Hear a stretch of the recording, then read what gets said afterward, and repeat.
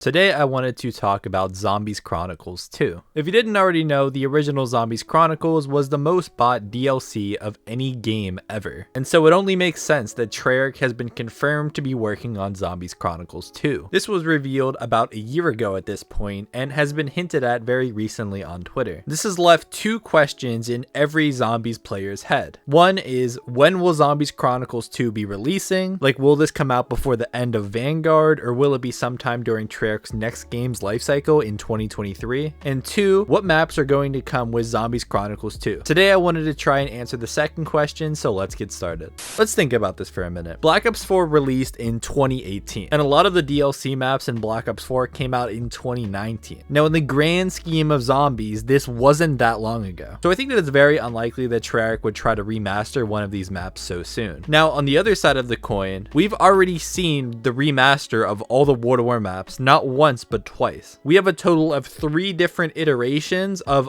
every single World War map. So maybe Treyarch would try to go against remastering those maps for another time. And if you think back to the original Zombies Chronicles, we did see a lot of the original Black Ops maps return in the original Zombies Chronicles. So then what maps are left and what maps are the most likely maps to be remastered? The original Zombies Chronicles released with 8 maps, so today I wanted to make a little list of 8 maps that all Zombies players want to see return in Call of Duty Zombies. Number 8, Mob of the Dead.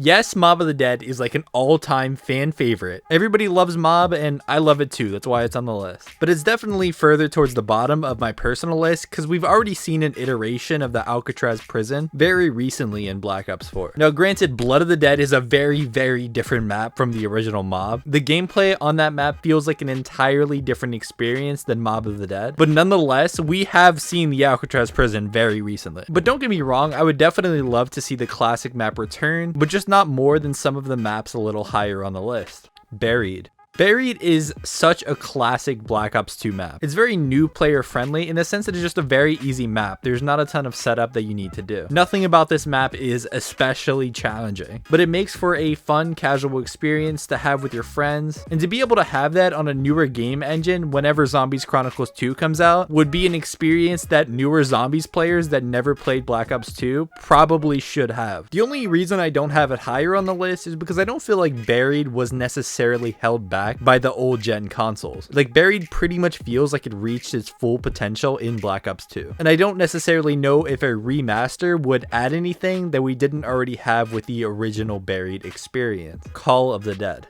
Now, I've been known to not necessarily put Black Ops 1 on the same pedestal that everyone else seems to put it at, but Call of the Dead was my favorite, or at least one of my favorite maps on Black Ops 1. I was very disappointed to not see it remastered on the original Zombies Chronicles. We did see another take on it back in Tag der Toten in Black Ops 4, but I feel like if they remastered it and gave it more of a true to the original experience of Call of the Dead, it would actually play very well in the modern Call of Duty engine. I think it would be a cool idea if they made George Romero a killable boss with the Pack-a-Punch upgrades. I feel like Call of the Dead would play even better in like Cold War than it did the original Black Ops 1. I'm just imagining how beautiful that map would be on modern generation consoles and on PC with modern hardware. Eisendrache.